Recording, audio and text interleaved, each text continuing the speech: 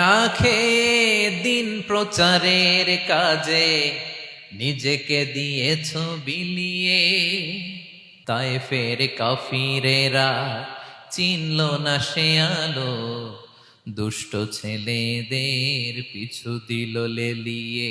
পাথরের আঘাতে ক্ষত বিক্ষত হয়ে সারা শরীর থেকে রক্ত ঝরে।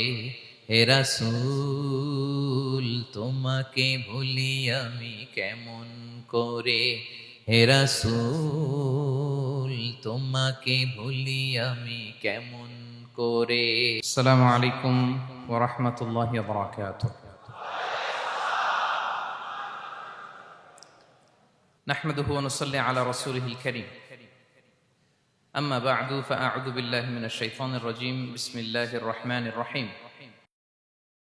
وَلَنَبْلُوَنَّكُمْ بِشَيْءٍ مِّنَ الْخَوْفِ وَالْجُوعِ وَنَقْصٍ مِّنَ الْأَمْوَالِ وَالْأَنفُسِ وَالثَّمَرَاتِ وَبَشِّرِ الصَّابِرِينَ الَّذِينَ إِذَا أَصَابَتْهُم مُّصِيبَةٌ قَالُوا إِنَّا لِلَّهِ وَإِنَّا إِلَيْهِ رَاجِعُونَ صدق الله العظيم رب اشرح لي صدري ويسر لي أمري واحلل عقدة من لساني يفقه قولي। মুয়ার ইসলামিক কনফারেন্স 2024-এ আপনারা যারা উপস্থিত হয়েছেন তাদের সবাইকে আমার অন্তরের অন্তঃস্থল থেকে জানাচ্ছি আন্তরিক শুভেচ্ছা এবং মুবারকবাদ। আহলান ওয়া সাহলান ওয়া মারহাবান বিকুম ফি হাদাল লিকা আত-তাইয়িব আল মুবারাক। আমরা শুরুতে আল্লাহ রাব্বুল ইজ্জা ওয়াল জালালের দরবারে শুকরিয়া জ্ঞাপন করছি, যিনি আজকে আমাদেরকে এরকম চমৎকার একটি পরিবেশে চমৎকার একটি ইসলামিক কনফারেন্সে উপস্থিত হওয়ার সুযোগ করে দিয়েছেন। আমরা সবাই পড়ছি কালিমাতুশ শুকর, আলহামদুলিল্লাহ। আল্লাহ রাব্বুল ইজ্জা ওয়াল জালালের দরবারে শুকরিয়া জ্ঞাপনের পাশাপাশি আমি আজকের প্রোগ্রামের যারা অর্গানাইজিং কমিটি তাদেরকে অন্তরের অন্তঃস্থল থেকে ধন্যবাদ জানাতে চাই, এরকম চমৎকার একটি পরিবেশ, চমৎকার একটি ভেন্যুতে এই ইসলামিক কনফারেন্সের আয়োজন করবার জন্য। সম্মানিত সুধী, আমরা এই পৃথিবীতে খুব অল্প একটা সময়ের জন্য, একটা ট্রানজিট পিরিয়ড কাটানোর জন্য বেসিকলি আমরা এই পৃথিবীতে এসেছি। আমরা কি চিরকাল এই পৃথিবীতে থাকবো বলেন তো? না, একটা ট্রানজিট পিরিয়ডে আমরা এসেছি, আবার চলে যেতে হবে। এই যে আমাদের জীবন, এই জীবনের জন্য বিপদ, আপদ, পরীক্ষা, স্ট্রাগল এটা অনিবার্য, এটা হবে। বিপদ নাই, কষ্ট নাই, আপদ নাই, অনিশ্চয়তা নাই, স্ট্রাগল নাই, এমনকি কেউ আছে এখানে? কেউ কি হাত তুলে বলতে পারবেন যে হুজুর আমার জীবনে কোনো বিপদ নাই, অথবা আমার জীবনে কোনো দুঃখ নাই, কষ্ট নাই, কোনো স্ট্রাগল নাই, কোনো রিস্ক নাই? এরকম সৌভাগ্যবান কেউ আছেন এখানে? তাহলে জীবনের জন্য পরীক্ষা এটা অনস্বীকার্য, হবেই হবে পরীক্ষা। পৃথিবীর জীবনটাই এমন, এভাবেই এই লাইফকে ডিজাইন করা হয়েছে। পরীক্ষা থাকবে, এখানে বিপদ থাকবে, এগুলো উত্তীর্ণ হয়ে আপনাকে যেতে হবে। চিরসুখ চির শান্তি এটাই পৃথিবীতে হয় না। চিরসুখ এবং চিরশান্তির জায়গা হচ্ছে জান্নাত। চিরসুখ এবং চিরশান্তি কোথায়? এটা জান্নাতের বৈশিষ্ট্য। চিরসুখ চিরশান্তি, টেনশন নাই, ঝামেলা নাই, পরীক্ষা নাই, বিপদ নাই, রিস্ক নাই, স্ট্রাগল নাই, এটা হচ্ছে দ্য ফিচার্স অফ জান্নাত, জান্নাতের ফিচার। কিন্তু সমস্যা বাদে তখন যখন জান্নাতের ফিচার আমরা দুনিয়ায় খুঁজি, যেটা পাবো আমরা জান্নাতে, এটা খুঁজি কোথায়? এই তখনই সমস্যা বাদে। And this is the main problem. এটাই বড় সমস্যা। এই সমস্যার সমাধান কোথায়, এটা নিয়ে আজকে আমি কিছু কথা অ্যাড্রেস করবো ইনশাআল্লাহ। তো তাহলে আসুন শুনি জান্নাতের ফিচার কি। জান্নাতের কমন একটা ফিচার হচ্ছে জান্নাতে there will be no sickness in paradise। জান্নাতে কোনো অসুস্থতা থাকবে না, চিরসুস্থ। সুবহানাল্লাহ পড়েন। চিরসুস্থ, চির সবল, কেউ অসুস্থ হবে না জান্নাতে। জান্নাত হবে অ্যান্টি এইজিং, জান্নাতে বয়স বাড়বে না কারো, চিরযৌবনা, চিরযুবক, অ্যান্টি এজিং। আপনারা জানেন যে বর্তমান পৃথিবীতে অ্যান্টি এজিং ক্রিম পাওয়া যায় না? ক্রিম, কথা বুঝতেছেন? অ্যান্টি এজিং ক্রিম পাওয়া যায়। তারা বলে এই ক্রিম মাখলে চামড়ায় ভাঁজ পড়ে না। এটার দাম আছে কিন্তু অনেক। অ্যান্টি এজিং ক্রিম লাগায়, শ্যাম্পু ইউজ করে, অ্যান্টি এজিং অয়েল আছে, এটা দিলে নাকি চামড়ায় ভাঁজ পড়ে না। ইভেন ভারতের অনেক বড় একজন ব্যবসায়ী মুকেশ আম্বানি, নাম শুনছেন না, যে তার ছেলের বিয়ে হয়ে গেল, তো এই মুকেশ আম্বানির স্ত্রী নীতা আম্বানি, সে কিছুদিন আগে এক বটল গোল্ড ওয়াটার খেয়েছে, gold water, and it's cost $60,000 $60,000 দাম এক বোতল গোল্ড ওয়াটারের। কেন? ফর অ্যান্টি এজিং, যাতে বয়সের ছাপ গালে না থাকে।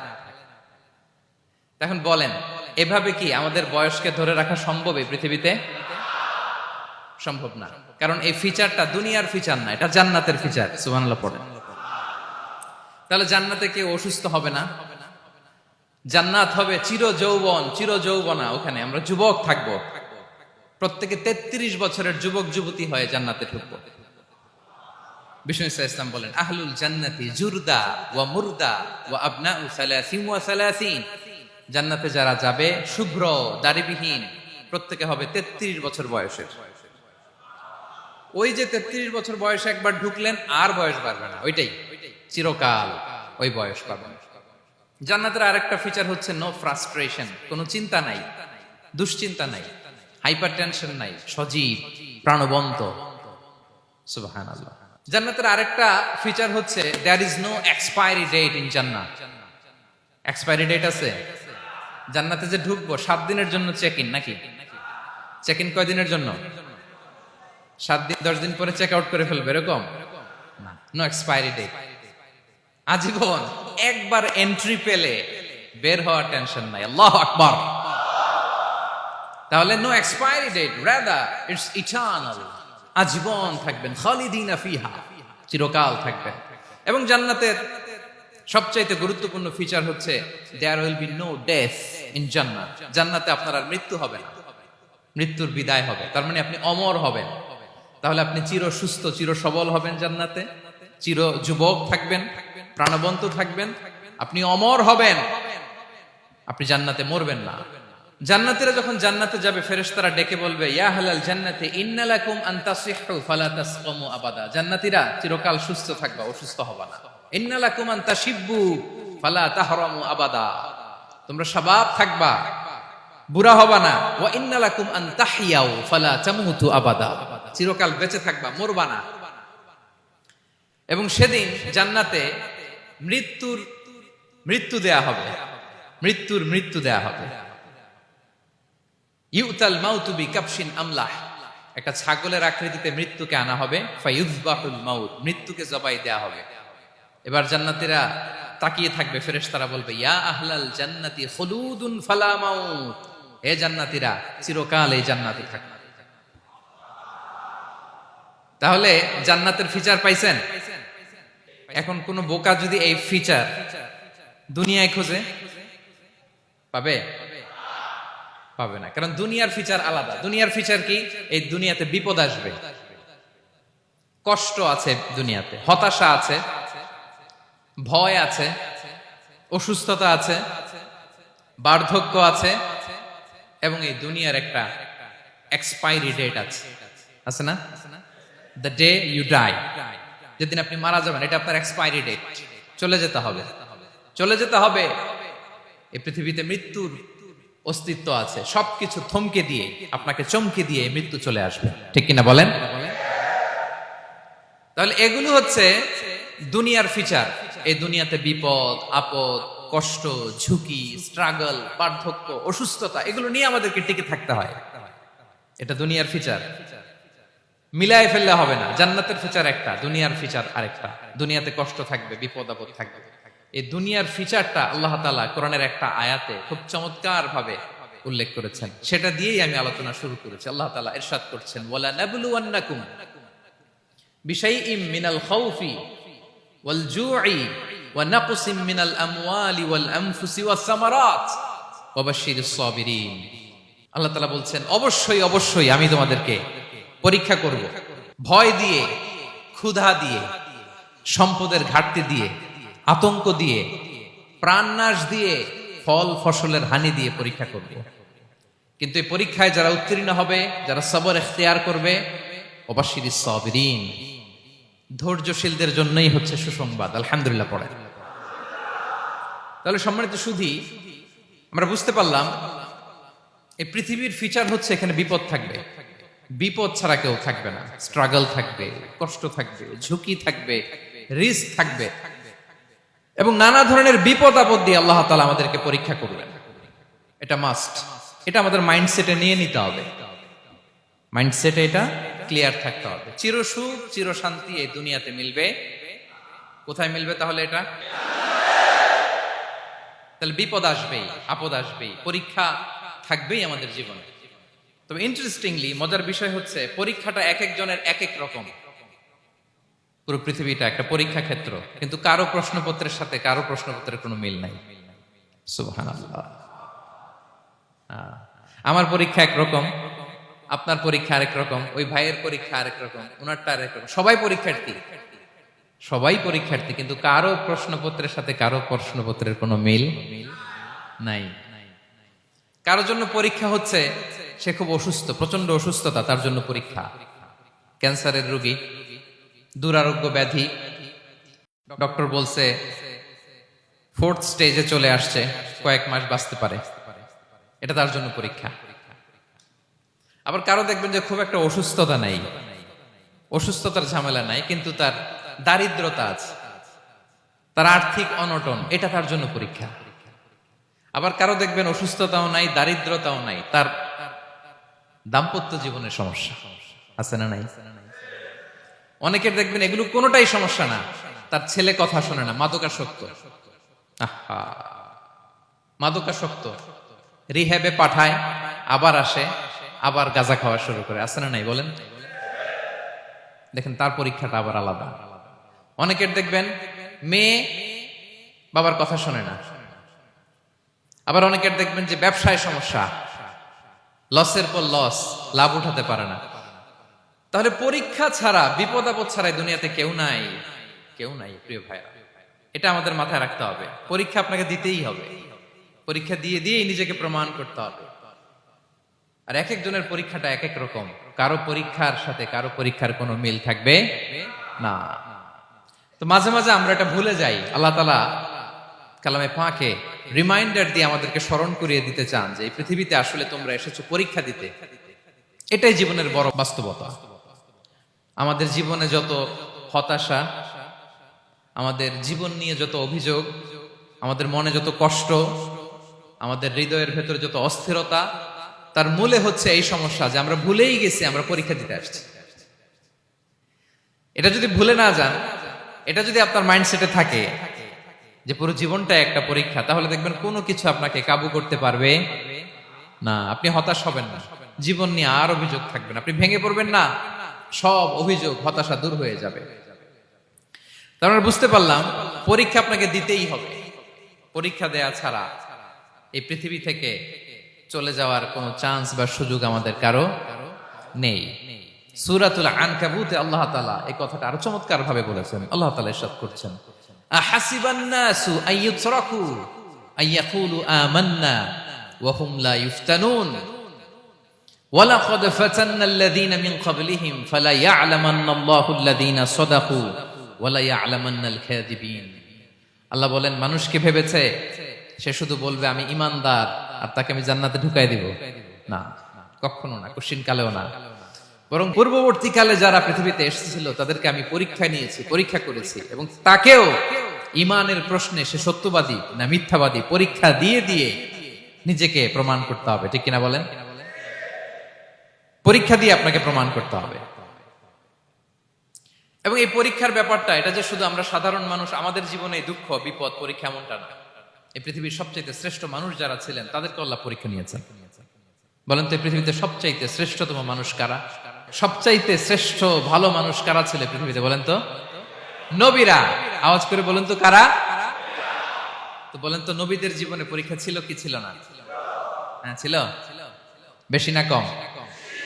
বিষ্ণু ইসলামকে জিজ্ঞাসা করা হলো, আইয়ুন নাসি আশাদ্দু বালাআন ইয়া রাসূলুল্লাহ, হে আল্লাহর রাসূল, এই পৃথিবীতে কাদের জীবনে পরীক্ষা বেশি? বিষ্ণু ইসলাম বললেন, আল আম্বিয়া, নবীদের জীবনে। আল আম্বিয়া সুম্মাল আমসাল ফাল আমসাল, সবচাইতে জীবনে পরীক্ষার সম্মুখীন সবচাইতে বেশি হয়েছেন নবীরা।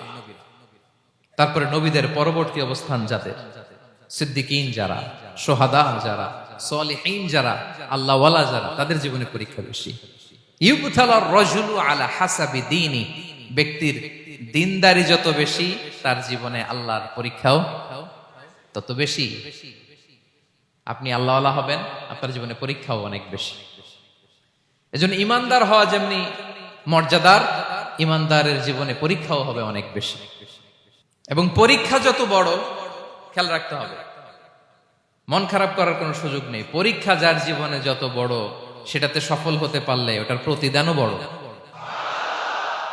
পরীক্ষা যত বড়, এটাতে সাকসেস হইতে পারলে এটার রিওয়ার্ডও তত বড়। বিষ্ণু ইসলাম বলেন, ইযামুল জাযাই মাআ ইযামিল বালা, বালা যত বড় জাযাও তত বড়, প্রতিদানও তত বড়। আপনারা নবীদের জীবনে যদি খেয়াল করেন, দেখবেন যেই নবীর জীবনে পরীক্ষা যত বেশি, সেই নবীর জীবনে সফলতাও তত বেশি।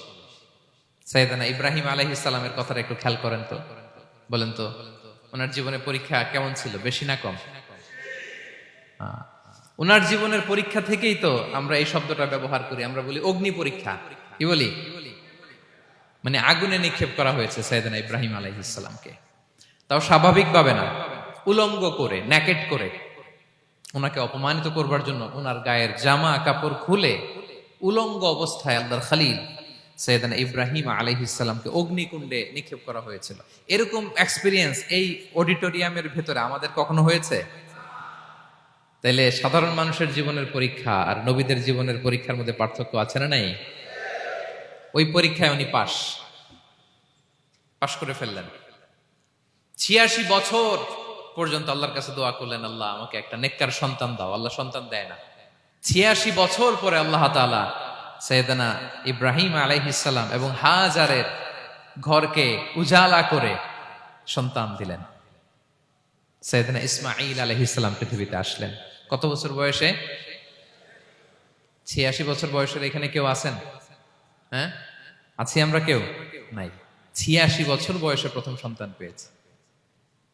তাদের ঘরকে উজালা করে আল্লাহর নবী সাইয়েদনা ইসমাঈল আলাইহিস সালাম আসলেন।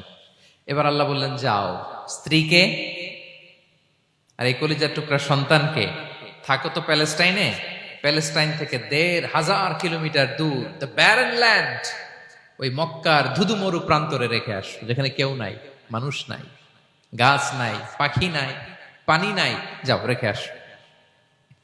আচ্ছা বলেন তো, ৮৬ বছর পরে যে লোকটা সন্তান পেল, বুঝেছেন? উত্তর দিয়েন। ৮৬ বছর পরে যে লোকটাকে আল্লাহ তাআলা সন্তান দিল, তার হৃদয়ে ওই সন্তানের জন্য মায়া বেশি না কম?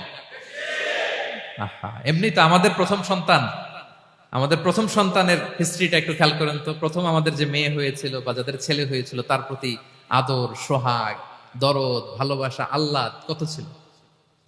আর ৮৬ বছর বয়স আল্লাহ তাআলা ওনাকে সন্তান দিলেন, দিয়ে বললেন, যাও হাজারকে আর ইসমাঈলকে মক্কার ধুধুমরু প্রান্তরে রেখে আসো। আল্লাহ তাআলা বলতে দেরি, চলে যেতে দেরি নাই, মুহূর্তে উনি রওনা হয়ে গেলেন। সুবহানাল্লাহ পড়বেন না? রেখে আসলেন মক্কার ধুধুমরু প্রান্তরে। এবার আল্লাহ বললেন, যাও রিটার্ন ব্যাক টু প্যালেস্টাইন, প্যালেস্টাইনে চলে যাও। চলে গেলেন, হৃদয়টা ভেঙে খান খান। অনেক বছর পরে আল্লাহ তাআলা আবার অনুমতি দিলেন, যাও এবার ছেলেকে দেখে আসতে পারো, যাও প্যালেস্টাইন থেকে আবার মক্কায় যাও। সাইয়েদনা ইব্রাহিম আলাইহিস সালাম প্যালেস্টাইন থেকে আবার ১৫০০ কিলোমিটার পথ পাড়ি দিয়ে, এখনকার মতো ফ্লাইটে যায় না, গাড়িতেও না, উটে করে। কিসে করে? উনি যে কতবার মক্কা থেকে ফিলিস্তিন এসেছেন আর গিয়েছেন, কোনো ইয়ত্তা নাই, হিসাব নাই। গেলেন, এবার ছেলেটা হাঁটতে পারে, দৌড়াতে পারে, একটু একটু কথা বলতে পারে, আব্বু আব্বু ডাকতে পারে। কেমন মায়া লাগে বলেন তো? মায়া ভালোবাসায় যখন টইটম্বুর, ঠিক ওই মুহূর্তে আল্লাহ বললেন, ছেলেকে জবাই করো, জবাই করো ছেলেকে। আল্লাহ তাআলা বলতে দেরি করেছেন, আল্লাহর আদেশ পালনে ১ সেকেন্ডও তিনি দেরি করেন নাই। ছুরি চালালেন, জান্নাত থেকে দুম্বা নিয়ে আসা হলো। এভাবে আল্লাহর নবী ইব্রাহিম আলাইহিস সালাম উনার জীবনের প্রতিটি ক্ষেত্রে যেখানে আল্লাহ তাআলা উনাকে পরীক্ষা নিয়েছেন, উত্তীর্ণ হয়েছেন। এবং দেখেন ওনাকে আল্লাহ তাআলা কি উপহার দিলেন, আল্লাহ তাআলা ওনাকে খলিলুল্লাহ উপাধি দিলেন, আল্লাহর বন্ধু। সুবহানাল্লাহ বলেন।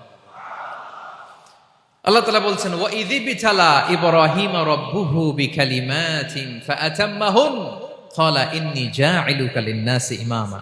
আল্লাহ অনেকগুলো পরীক্ষা নিয়েছিলেন সাইয়েদনা ইব্রাহিম আলাইহিস সালাম, প্রতিটা পরীক্ষায় সাকসেসফুলি পাস করেছেন, গোল্ডেন এ প্লাস। আল্লাহ বলেন ইন্নী জাইলুকা লিন-নাসি ইমামা, I'm gonna make you the leader for the entire human being. I'm gonna appoint you as a leader for the entire universe. গোটা বিশ্বের জন্য, গোটা মানবতার জন্য আমি তোমাকে লিডার বানায় দিলাম। ইযমুল জাযাই মা'a ইযমিল বালা। পরীক্ষা যত বড়, ওই পরীক্ষায় পাশ করলে ওইটার ফলাফল ও প্রতিদানও বড়। তাহলে দেখেন প্রিয় ভাইরা, সাইয়েদনা ইব্রাহিম আলাইহিস সালামের জীবনে পরীক্ষার কোনো শেষ ছিল না। আমি আপনি কোথায়? আল্লাহর খলিলের জীবনে যদি এত পরীক্ষা থাকতে পারে, আমি আপনি কোথায় বলেন তো? এবার বলেন, সাইয়েদনা মূসা আলাইহিস সালাম, ওনার জীবনে তো কোনো পরীক্ষার ছিল না। হ্যাঁ, গুণে শেষ করতে পারবেন? জন্মটাই তো হয়েছে পরীক্ষার মধ্য দিয়ে। মিশরের ছেলে সন্তান হইলে ফেরাউন বলছে জবাই করো, ওনার মা এরকম সিন্ধুকে করে ভাসায় দিলেন নীল নদীতে। আল্লাহু আকবার! কি একটা রোমাঞ্চকর পরিস্থিতির মধ্য দিয়ে আল্লাহ তাআলা ওনাকে বাঁচালেন। সুবহানাল্লাহ। জন্মই হয়েছে পরীক্ষার মধ্যে দিয়ে।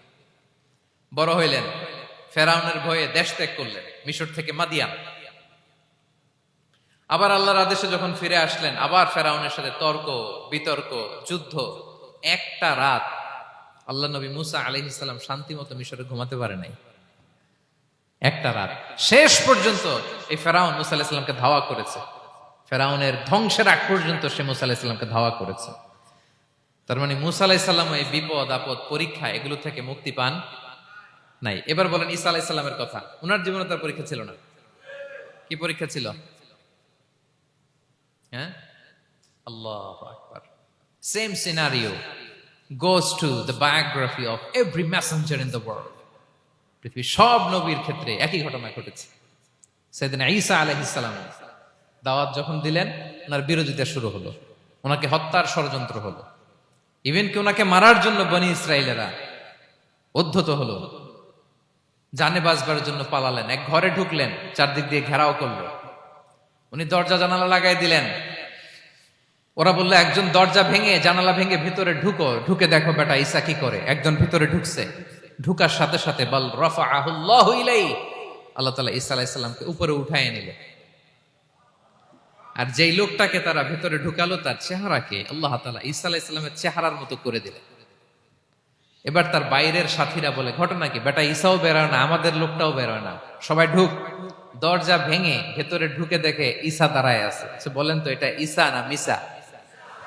এটা কি আসল ঈসা?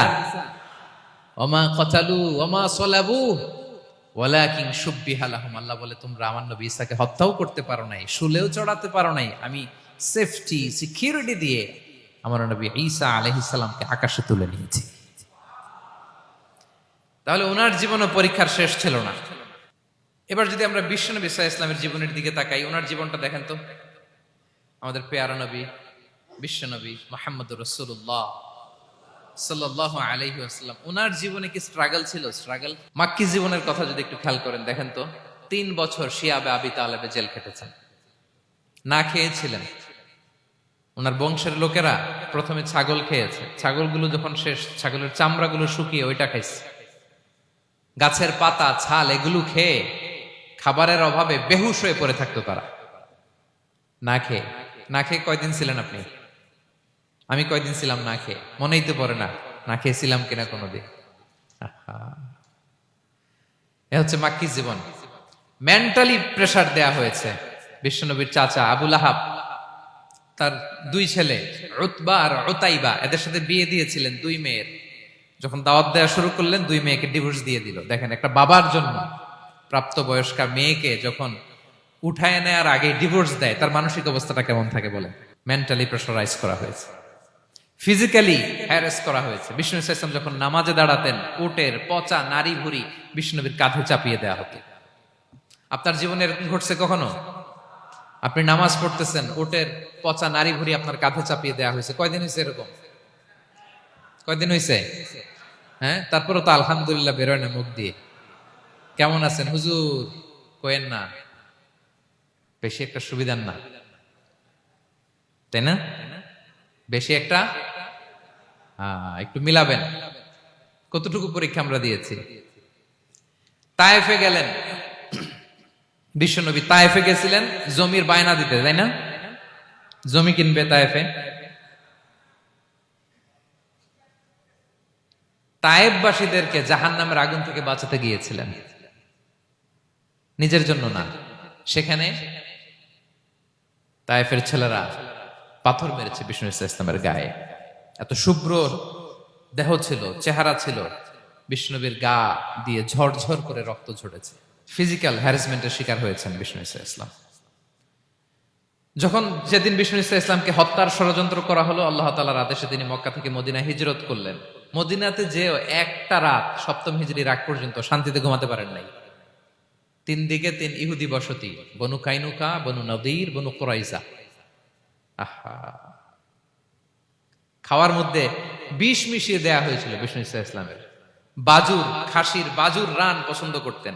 এক ইহুদি মহিলা বিষ্ণু ইসলামের ওই রানের মধ্যে বিষ মিশিয়ে দিয়েছিল। ওই বিষের যন্ত্রণায় মৃত্যুর আগ পর্যন্ত বিষ্ণুনবী কাতরাতেন, এবং উনি ইন্তেকালের সময় ওই বিষের ব্যথা যন্ত্রণাতে ইন্তেকাল করেছেন। বিষ্ণুনবীর ইন্তেকালটা শাহাদাতের ইন্তেকাল ছিল। বিষ্ণু ইসলাম বলেছেন, ওই যে খায়বার এলাকার ওই মহিলা যে আমার খাবারে বিষ মিশিয়েছিল, সেই বিষের যন্ত্রণা, বেদনা, কষ্ট আমি অনুভব করছি। খেয়ে না খেয়ে দিন প্রচারের কাজে নিজেকে দিয়েছ বিলিয়ে, তায়েফের কাফিরেরা চিনল না সে আলো, দুষ্ট ছেলেদের পিছু দিল লেলিয়ে। পাথরের আঘাতে ক্ষত বিক্ষত হয়ে সারা শরীর থেকে রক্ত ঝরে। হে রাসূল তোমাকে ভুলি আমি কেমন করে, হে রাসূল তোমাকে ভুলি আমি কেমন করে। হাজার ব্যথা বেদনার পরে ফিরে আসনি তুমি আপন ঘরে, দিনের আলো তুমি ছড়িয়ে দিতে চলে গেলে মদিনায় মক্কা ছেড়ে। হে রাসূল তোমাকে ভুলি আমি কেমন করে, হে রাসূল তোমাকে ভুলি আমি কেমন করে। ঠিক কিনা বলেন? একটা রাত শান্তিতে, শান্তির ঘুম তিনি দিতে পারেন নাই। প্রিয় ভাইরা, তাহলে আমরা কি বুঝলাম? বিশ্বনবীর জীবনও পরীক্ষা ছিল কি ছিল না? আমাদের উপায় আছে? আমরা বাঁচতে পারবো এই বিপদ আপদ পরীক্ষা ঝঞ্ঝাল থেকে? বাঁচতে চাইলেও বাঁচতে পারবো? পারবো না। ইমাম মালিক আলাইহি রাহমা নাম শুনেছেন? ইমাম মালিক, ওনার জ্ঞান থেকে লাখো লাখো মানুষ উপকৃত হয়েছে, কোটি কোটি মানুষ উপকৃত হয়েছে। মদিনার রাস্তায় রশি দিয়ে ওনাকে টেনে হিচড়ে এক এলাকা থেকে আরেক এলাকায় নিত জালেম বাদশারা। ইমাম মালিক আলাইহি রাহমা। ইমাম আহমদ ইবনে হাম্বল, ওনাকে বেত্রাঘাত করা হতো, চাবুক দিয়ে পেটানো হতো। আমাদের মাযহাবের ইমাম আল ইমাম আল আযম আবু হানিফা আলাইহি রাহমা, ওনাকে কারাবন্দী করা হয়েছিল। তার মানে দেখেন, যত বড় বড় স্কলার, যত বড় বড় মাশায়েখ, এমনকি আম্বিয়া আলাইহিমুস সালাম, ওনারাও পরীক্ষা বিপদ আপদ থেকে রেহাই পান। পাইছে? তাহলে আপনি আর আমি পাবো? বলেন তো। তাহলে এটা আমাদের ব্রেইনে গেঁথে নিতে হবে যে জীবন মানেই এখানে বিপদ থাকবে, পরীক্ষা থাকবে, স্ট্রাগল করে করে আমাকে আগাতে হবে। কেউ আমার জন্য রেড কার্পেট বিছিয়ে রাখবে না। এই জীবনটা বড় জটিল। This is life, how it's design. এভাবেই পৃথিবীকে ডিজাইন করা হয়েছে। এখানে বিপদ আছে, কষ্ট আছে। এই পরীক্ষা দিয়ে দিয়ে আপনাকে উত্তীর্ণ হতে হবে। বুঝতে পেরেছেন প্রিয় ভাইরা? নাও দ্য কোশ্চেন আরাইজেস, এখন প্রশ্ন হচ্ছে, কেন আল্লাহ এই পরীক্ষা নেন? কেন? আল্লাহ তাআলা সূরা মুলকে বলেছেন, এই পৃথিবী সাজানোর, এই জীবন মৃত্যুর এই খেলা, এটার উদ্দেশ্যটাকে আল্লাহ তাআলা স্পষ্ট করে বলেছেন, আল্লাযী খালাকাল মাউতা ওয়াল হায়াতা লিয়াবলুয়াকুম আইয়ুকুম আহসানু আমালা। জীবন মৃত্যু দিয়ে তোমাদের জীবনকে সাজানো হয়েছে এজন্য, যাতে করে তিনি তোমাদের পরীক্ষা করতে পারেন। কি করতে পারেন? তোমাদের মধ্যে কে সৎকর্মে অগ্রগামী, কে কাজে ভালো, আমলে ভালো, এটা দেখার জন্য। বেসিকলি আল্লাহর দেখার প্রয়োজন নাই, আমাদেরকে দেখানোর জন্য এই পরীক্ষার আয়োজন। আমি ভালো করবো না খারাপ করবো এটা আল্লাহ জানে না? তো ওনার পরীক্ষা করা লাগে কেন? কথা বলেন। আমি জান্নাতি না জাহান্নামী এটা আল্লাহ জানেন না?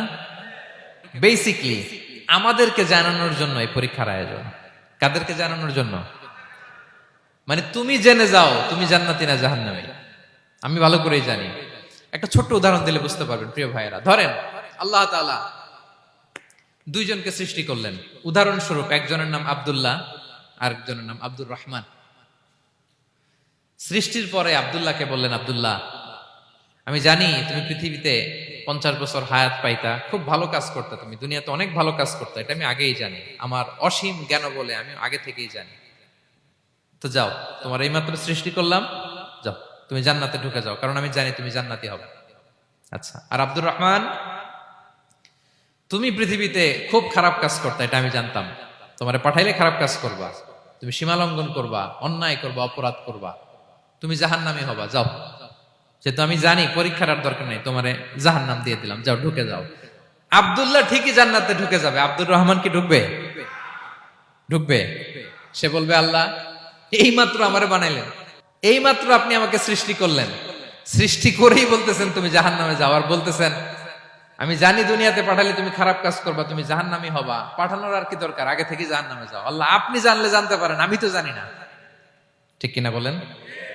সে বলবে, না আল্লাহ আপনি ভুল বলতেছেন, এই দুনিয়াতে পাঠাইলে আমি খুব ভালো কাজ করতাম, আমি সীমালঙ্ঘন করতাম না, নামাজ পড়তাম, রোজা রাখতাম, হজ করতাম, যাকাত দিতাম, সাদাকা করতাম, চ্যারিটি করতাম, জনকল্যাণকর সব ভালো কাজগুলো আল্লাহ আমি করতাম।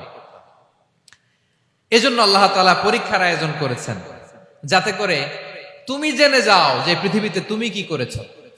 এখন আর আল্লাহকে এক্সকিউজ দেওয়ার সুযোগ নেই। আচ্ছা বলেন তো, আবু জাহেলকে যদি আল্লাহ এখন কিয়ামতের দিন বলে, আবু জাহেল go to the hell fire, আবু জাহেলের কিছু বলার সুযোগ আছে? কারণ ও দুনিয়াতে কি করে আসছে এটাও জানে না। ফেরাউনকে ডেকে যদি আল্লাহ বলে, ফেরাউন তুমি জাহান্নামে যাও, go to the hell fire, ওর কি কোনো এক্সকিউজ দেওয়ার সুযোগ আছে? বলেন, সুযোগ আর আছে? কারণ তুমি দুনিয়াতে কি করেছো তোমার চেয়ে ভালো কেউ আর জানে। তা পৃথিবীতে এই পরীক্ষার এই আয়োজনের সবচাইতে বড় উদ্দেশ্য হচ্ছে যাতে করে আমরা দেখে যাই যে আমরা কি কাজ করছি। কেউ যখন পরীক্ষা দেয় প্রিয় ভাইরা, ওই পরীক্ষায় কত পাবে তার একটা হিসাব আছে না? বলেন, আপনি গণিত পরীক্ষা দিয়ে আসছেন, যে 100-তে 100 পাবে সে বলতে পারে আমার সব অঙ্ক হয়েছে, ঠিক কিনা বলেন? আর যে লাড্ডু গুড্ডু বুঝছেন তো, কিছুই পারে নাই, ঘোড়ার ডিম, তারও একটা হিসাব আছে যে সে কিছুই লিখে আসতে পারে নাই। তাই পৃথিবীতে এই পরীক্ষার আয়োজনের প্রধানতম কারণ হচ্ছে যাতে করে আমরা বুঝে যেতে পারি যে আমরা কোথায় যাব, জান্নাতে না জাহান্নামে। প্রিয় সুধী, এ পর্যায়ে আমরা জানবো এই যে পরীক্ষা আল্লাহ তাআলা নিচ্ছেন আমাদেরকে, এই পরীক্ষায় সফল হওয়ার মূল মন্ত্র কি। কোরআনে বিভিন্ন আয়াতে এই পরীক্ষার কথা বলা হয়েছে এবং এই পরীক্ষার সফলতার মূল মন্ত্রও কোরআনে ঘোষিত হয়েছে। আলহামদুলিল্লাহ বলেন। যে আয়াত দিয়ে আমি শুরু করেছি, এই আয়াতে আল্লাহ তাআলা বলেছেন, ওয়াবাশশিরিস সাবিরিন, নবী হে ধৈর্যশীলদেরকে আপনি সুসংবাদ দিন, ধৈর্যশীলদেরকে সুসংবাদ দিন। তার মানে বিপদে ধৈর্য ধারণ করতে হবে প্রিয় ভাইরা। ইন্নামাস সাবরু ইনদা সাদামাতিল উলা। বিপদে আমরা অনেক সময় প্যানিক হয়ে যাই, অস্থির হয়ে যাই, কি করব, হতাশ না। মুমিনরা হতাশ হয় না, ধৈর্য ধারণ করে। কি করে? কি করে? ধৈর্য ধারণ করার শক্তি দাও গো মেহেরবান আমায়, দাও গো মেহেরবান। পড়েন, ধৈর্য ধারণ করার শক্তি দাও গো মেহেরবান আমায়, দাও গো মেহেরবান। সবাই বলুন একসাথে, ধৈর্য ধারণ করার শক্তি দাও গো মেহেরবান আমায়, দাও গো মেহেরবান। বুকের ভেতর ব্যথার নদী বইছে অবিরাম, বইছে বইছে অবিরাম। পড়ুন, ধৈর্য ধারণ করার শক্তি দাও গো মেহেরবান, আমায় দাও গো মেহেরবান। পড়েন আমিন। আল্লাহ যেন বিপদে আমাদেরকে ধৈর্য ধারণ করার তৌফিক দান করে। প্রিয় ভাইয়েরা, ধৈর্য এটা এমন একটা গাছ যে গাছের সারা গায়ে কাটা, কিন্তু এই গাছের ফলটা বড় সুস্বাদু। আই রিপিট, আমি আবারও বলছি, ধৈর্য এটা এমন একটা গাছ যে গাছের সারা গায়ে কাটা, কিন্তু ফলটা বড় মিষ্টি, ফলটা বড় সুস্বাদু। সবাই ধৈর্য ধারণ করতে পারে না। বিষ্ণু ইসলামকে আল্লাহ তাআলা নানা সময় আশ্বস্ত করেছেন, সান্ত্বনা দিয়েছেন, আর ধৈর্যের বাণী শুনিয়েছেন। আল্লাহ বলেন, ফাসবির কামা সবারা উলুল আজমি মিনার রসুল। নবী হে, আপনার আগে দৃঢ় প্রত্যয়ী নবীরা যেরকম ধৈর্য ধারণ করেছে, আপনিও ধৈর্য ধারণ করুন। সূরাতুল মুজাম্মিল আল্লাহ তাআলা বলছেন, ওয়াসবির আলা মা ইয়াকুলুনা ওয়াহজুরহুম হাজরান জামিলা। ওরা যাই বলুক, আপনি ধৈর্য ধারণ করুন, ওদের কথাকে ইগনোর করুন। Just ignore what they are saying to you. যা বলে আপনি জাস্ট ইগনোর করেন। ওরা বিষ্ণু ঈসা ইসলামের মনোবলকে ভেঙে দেওয়ার জন্য কখনো বিষ্ণু ঈসা ইসলামকে কবি বলে গালি দিত। কবি কি বলতো? শায়ের। কখনো বলতো মজনুন, পাগল। নাউজুবিল্লাহ পড়বেন না? পাগল বলে গালি দিত। মাঝে মাঝে বলতো কাহিন, গণক। মাঝে মাঝে বিষ্ণু ঈসা ইসলামকে তারা বলতো আবতার, লেস কাটা। মুহাম্মদ, তোমার ছেলে নাই, তোমার বংশ নির্বংশ হয়ে গেছে, তোমার নাম নেয়ার মতো কেউ নাই। আহা, কপাল পোড়া। গোটা বিশ্বব্যাপী বিষ্ণু ঈসা ইসলামের সুনাম সুখ্যাতি ছড়িয়ে দিয়েছে কে? আকাশ বাতাস মাড়িয়ে, সাত আকাশ ছাড়িয়ে আল্লাহর আরশ পর্যন্ত আল্লাহ তাআলা বিষ্ণু নবীর সুনাম সুখ্যাতিকে সুউচ্চ করেছেন। ঠিক কিনা বলেন? ইগনোর করুন। আপনাকে কবি বলে, গণক বলে, আপনাকে পাগল বলে, আপনাকে লেসকাটা বলে, জাস্ট ইগনোর দেন। বর্তমান সময়েও নানা ধরনের ট্যাগ আমাদেরকেও দেয় কি দেয় না বলেন? দেয়। আমাদেরকে কি বলে? মৌলবাদী বলে, বলে বলে ওই যে রাজাকার বলে। রাজাকার রাজাকার খেলার দিন শেষ। মন মতো হইলে মুক্তিযোদ্ধা, মন মতো না হইলে রাজাকার, এই দিন শেষ। ওই দিন আর নাই। এই কার্ড দিয়ে আর খেলার দিন নাই। এগুলো মানুষ আর খায় না এখন, এগুলো গিলে না আর। সাধারণ মানুষ বড্ড সচেতন। দেখেন, কালের বিবর্তনে, সময়ের আবর্তনে একই পরিক্রমা আমাদেরকেও ট্যাগিং করে। আমাদেরকে মৌলবাদী বলে, ব্যাকডেটেড বলে, রাজাকার বলে, জঙ্গি বলে, যুদ্ধাপরাধী বলে। আছে না এরকম? ওয়াসবির আলা মা ইয়াকুলুন, নিজের সাথে মিলায় নেন। যা বলে ধৈর্য ধারণ করো। ওয়াহজুরহুম হাজরান জামিলা, জাস্ট ইগনোর দেম, ভালোভাবে ইগনোর করেন, খালাস, সালাম দিয়ে কেটে পড়েন। তাহলে প্রিয় ভাইরা, এই বিপদ আপদ আমাদের পিছু ছাড়বে না, পিছু ছাড়বে না। নবীদের পিছু ছাড়ে নাই, আমরা কোথায়? আমরা আর কি? বিপদ আমাদেরকে ধৈর্য ধারণ করতে হবে, মনোবল হারাইলে হবে না। দেখেন বিশ্বনবী কিভাবে আপনাদেরকে সান্ত্বনা দেয়। বিশ্বনবী বলেন, আজাবান লি আমরিল মুমিন, মুমিনের ব্যাপারটা বড় আশ্চর্যজনক। ফাইন্না আমরাহু কুল্লাহু লাহু খাইর, মুমিনের জীবনে যা ঘটে সবটাই খাইর, সবটাই কল্যাণ। ইন আসাবাতহু সাররাউ শাকারা ফাকানা খাইরাল্লাহ ওয়া ইন আসাবাতহু দাররাউ সাবারা ফাকানা খাইরাল্লাহ। মুমিনের জীবনে যদি সুখ আসে তাহলে মুমিন শুকরগুজার হয়, এটা তার জন্য ভালো। আর যদি মুমিন জীবনে দুঃখ আসে তাহলে সে সবর ইখতিয়ার করে, এটাও তার জন্য ভালো। সুবহানাল্লাহ। তাহলে দেখেন, আমরা হয় সুখে থাকি নয় দুঃখে থাকি, ঠিক কিনা বলেন? তাহলে সুখের সময় আমরা শুকর করি, কি করি? শুকরগুজার হই। শুকরিয়া করাও একটা ইবাদত, শুকরিয়া করাও কি? আর দুঃখের সময় আমরা সবর করি, সবর করাটাও একটা। তাহলে আমাদের পুরো জীবনটাই ইবাদত, পুরো জীবনটাই সুখের সময় শুকর আর দুঃখের সময় সবর। আওয়াজ করে বলেন, সুখের সময় শুকর, আর দুঃখের সময়। এই দুই ইবাদত মুমিন জীবনে চলমান, কন্টিনিউয়াস, একটা উইন উইন সিচুয়েশন। কি বলেন? উইন উইন হয়ে গেল না? যেই পরিস্থিতিতেই থাকে আমাদের জন্য লাভ। আল্লাহু আকবার। তাহলে প্রিয় ভাইরা, এটাই জীবনের বাস্তবতা। সবর আমাদেরকে ইখতিয়ার করতে হবে, হতাশ হওয়া যাবে না। অনেকে আমরা অল্পতে হতাশ হই। এই যে আমরা ধৈর্য ধারণ করছি, এর ফল পাচ্ছি না? দীর্ঘ 1.5 যুগ, 1.5 দশক ধরে ধৈর্য ধারণ করছেন না আপনারা? এখন মুক্তি, স্বাধীনতা, বিজয় এনে দিয়েছে কে? ধৈর্য ধারণ করুন। ধৈর্যের যে ফলাফল, এটা বড় মিষ্টি। ধৈর্য এমন একটা গাছ, এই গাছের সারা গায়ে কাটা, কিন্তু এর ফলটা বড় সুস্বাদু, এর ফলটা বড় মিষ্টি। ধৈর্য ধারণ করার অভ্যাস করতে হবে প্রিয় ভাইরা। মুমিন হতাশ হয় না, হাল ছেড়ে দেয় না। মুমিন ভরসা রাখে একজনের উপর, তিনি কে? লা তাইয়াসু মির রাউহিল্লাহ, ইন্নাহু লা ইয়াইয়াসু মির রাউহিল্লাহি ইল্লাল কওমুল কাফিরুন। আল্লাহর রহ থেকে, রহম থেকে নিরাশ হয়ে যাও না। কাফির ছাড়া, অকৃতজ্ঞ ছাড়া কেউ আল্লাহর রহ থেকে, আশা থেকে নিরাশ হয় না। শয়তানের সবচেয়ে বড় মিশন হলো আমাদেরকে হতাশ বানানো। এটা খেয়াল রাখবেন। শয়তানের সবচাইতে বড় মিশন কি? আমাদেরকে হতাশ করে দেয়া। হতাশ বানাইতে পারলে সে সাকসেসফুল, খুশি। কিন্তু আমরা এত সহজে হতাশ হই না, আমরা নিরাশ হই না, আমরা বিপদে হাল ছেড়ে দেই না। আমরা ভরসা রাখি এক মহান সত্তার উপর। তিনি কে? মনে থাকবে? বিপদ আসলে ভেঙে পড়বেন? ভিসা না হইলে কান্নাকাটি শুরু করবেন? ব্যবসায় লস হইলে হাউমাউ? হ্যাঁ, দেশ থেকে কোনো দুঃসংবাদ আসলে হতাশ হবেন, ভেঙে পড়বেন? ধৈর্য ধারণ করব আমরা। আওয়াজ করে বলেন, আমরা কি করব? সবর। বিপদ ট্যাকেল দেওয়ার প্রথম স্টেপ হচ্ছে সবর। ধৈর্য ধারণ করতে হবে। অবশ্যই সাবিরিন, ধৈর্যশীলদেরকে সুসংবাদ দাও। বিপদ থেকে বাঁচার দ্বিতীয় স্টেপ হচ্ছে এই বিপদ থেকে উত্তরণের চেষ্টা করতে হবে। কন্টিনিউয়াস প্রচেষ্টা চালিয়ে যেতে হবে। ওয়াল্লাযীনা জাহাদু ফিনা লানাহদিয়ান্নাহুম সুবুলানা।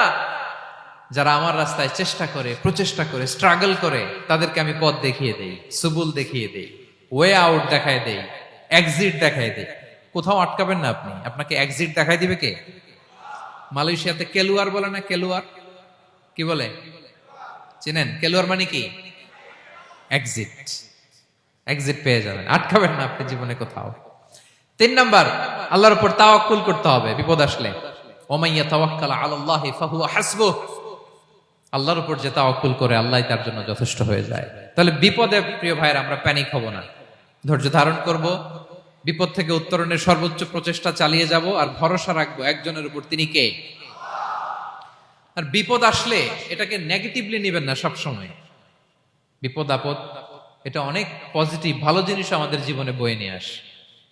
শাইখুল ইসলাম ইবনু তাইমিয়া আলাইহি রাহমা, উনি বলতেন, খুব দামি কথা, খুব হেভি ওয়েট কথা, মনোযোগ দিয়ে শুনুন। তিনি বলতেন, যে নেয়ামত তোমাকে আল্লাহ থেকে দূরে সরায়, ওই নেয়ামতের চেয়ে বিপদ ভালো, যে বিপদ তোমাকে আল্লাহর দিকে ধাবিত করে।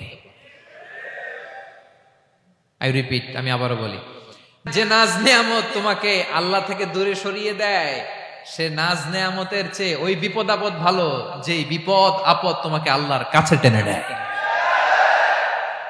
তাহলে বিপদ আপদ আসলে আপনি হতাশ হবেন? আর কখনো দুঃখ করবেন? মোয়ারের ভাইয়েরা, আর মন খারাপ করবেন? আপনি খেয়াল করে দেখেন, বিপদ আসলে আমরা আল্লাহরে ডাকি বেশি। যখন অসুস্থ আপনি খেয়াল করেন তো, আল্লাহ আল্লাহ, তুমি ছাড়া বাঁচানোর কেউ নাই, আল্লাহ আল্লাহ তুমি হেফাজত করো, আল্লাহ তুমি সুস্থ করে দাও। যখন লাইফ থ্রেট, দেখেন আপনি গুম হয়ে যেতে পারেন, আপনার কারাবন্দী করতে পারে, এরকম একটা বিপদের মধ্যে আছেন, তখন খেয়াল করেন তো আল্লাহর সাথে আপনার কানেক্টিভিটি, রিলেশনশিপটা কতটা ডেভেলপ হয়। কারণ বিপদে পড়লে আমরা আল্লাহরে ডাকি বেশি। তাহলে বিপদ আপদেরও কিছু পজিটিভ সাইড বা দিক আমাদের জীবনে আছে না নাই? অনেক পজিটিভ দিক আছে, কয়েকটা শেয়ার করি। 1 নাম্বার, আল্লাহ এক নম্বর পজিটিভ সাইড তো বললাম, ইমাম ইবনু তাইমিয়া যেটা বললেন। এরপরে হচ্ছে মাঝে মাঝে আল্লাহ তাআলা আমাদের মর্যাদাকে আপগ্রেড করতে চায়, এলিভেট করতে চায়। আপনি ধরেন কোন একটা এয়ারলাইন্সের রেগুলার প্যাসেঞ্জার টিকিট কাটেন, মাঝে মাঝে হঠাৎ করে দেখবেন কাউন্টারে গেলে তারা বলে you are upgraded to business class অথবা you are upgraded to first class. যেহেতু রেগুলার প্যাসেঞ্জার, অনেক মাইলস জমা হয়েছে, আপগ্রেড করে দেয়। তো আল্লাহ তাআলা মাঝে মাঝে চায় তিনি আমাদের মর্যাদাকে, র্যাঙ্ক এটাকে আপগ্রেড করবেন, কিন্তু আমার যে আমল আখলাকের অবস্থা ওইটা দিয়ে ওই আপগ্রেড র্যাঙ্কে যাওয়ার সুযোগ নাই। বুঝতেছেন কথা? আল্লাহ চায় আমার লেভেল একটু আপ করতে, কিন্তু আমার আমলের যে অবস্থা এতে আমি ওখানে যাই না। তখন আল্লাহ কিছু বিপদ আপদ দিয়ে, পরীক্ষা দিয়ে বান্দাকে টেস্ট করে। ওই পরীক্ষায় যদি উত্তীর্ণ হন, সাথে সাথে আল্লাহ তাআলা আপনার লেভেল বা র্যাঙ্ক আপগ্রেড করে দেয়। সুবহানাল্লাহ পড়বেন না? তাহলে লাভ না লস? আওয়াজ করে বলেন, লাভ না লস? মুমিন জীবনের সব লাভ। যত বিপদ আপদ আপনাকে স্পর্শ করে প্রতিটাতেই আপনার জন্য কল্যাণ। বিষ্ণু ইসলাম বলেন, মা ইউসিবুল মুসলিমা মিন নাসাবিন ওয়ালা ওয়াসাবিন ওয়ালা হাম্মিন ওয়ালা হুজনিন ওয়ালা আযান ওয়ালা গাম্মিন হাত্তা শাওকাতি ইউশাকুহা ইল্লা কাফারাল্লাহু বিহা খাতায়া। আপনার জীবনে যত দুঃখ, যত যন্ত্রণা, যত টেনশন, যত অ্যাংজাইটি, যত ইনজুরি, এমনকি গোলাপ ফুল পাড়তে যে ওখানে যে কাটা বাঁধছে, বরই খেতে যে বরই গাছে ওঠার পর যে একটা কাটা বিঁধছে আপনার হাতে, এর কারণে আল্লাহ তাআলা আপনার গুনাহ মাফ করে দেয়। সুবহানাল্লাহ। তাহলে বিপদ আপদ দিয়ে আল্লাহ বান্দার মর্যাদাকে আপগ্রেড করে। বিপদ আপদে ফেলে আল্লাহ তাআলা বান্দার পাপ মোচন করে। বিপদ আপদ দিয়ে আল্লাহ তাআলা বান্দার শাস্তি মওকুফ করে। এমন পাপ করছেন এটার জন্য শাস্তি বরাদ্দ হয়ে গেছে, কিন্তু আল্লাহ তাআলা ওই শাস্তি থেকে মাঝে মাঝে আপনাকে বাঁচাতে চায়, তখন কিছু বিপদ দিয়ে বান্দারে পরীক্ষা করে। উত্তীর্ণ হলেই আল্লাহ তাআলা ওই শাস্তিকে মওকুফ করে দেয়। তাহলে আসুন সামারি করি, পুরো আলোচনাটার সামারি করি। এক নম্বর সামারি হচ্ছে বিপদ আপদ, পরীক্ষা, স্ট্রাগল, কষ্ট, এটা সুন্নাতুল্লাহি ফিদ দুনিয়া। এই দুনিয়ায় আল্লাহর সুন্নাত, এর বাইরে কেউ যেতে পারে না। ইভেন নট দ্য মেসেঞ্জার্স, নবীরাও না।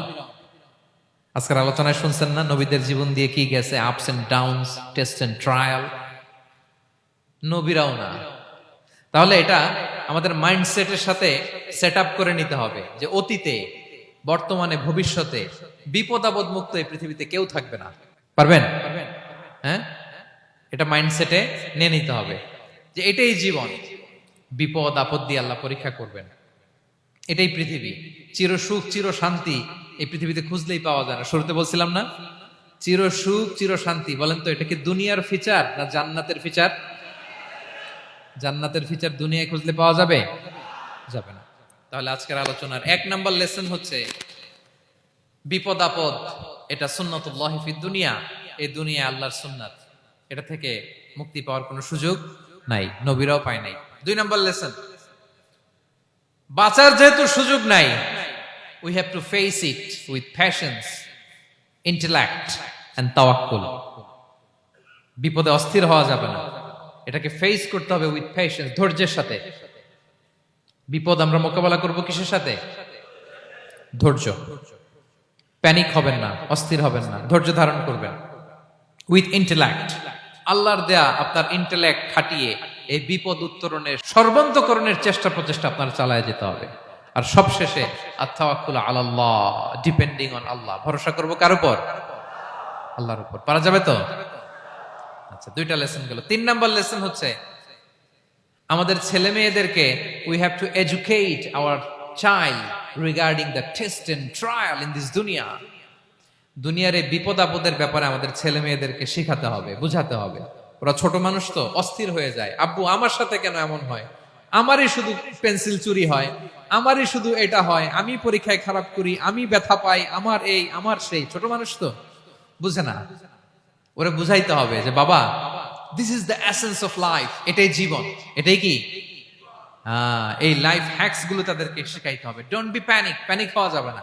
This is how life is design, এটাই জীবন, বিপদ আপদ আসবে, এটাকে মেনে নিতে হবে, ছেলে মেয়েদেরকে শিখাইতে হবে, তাহলে তারাও প্যানিক হবে না।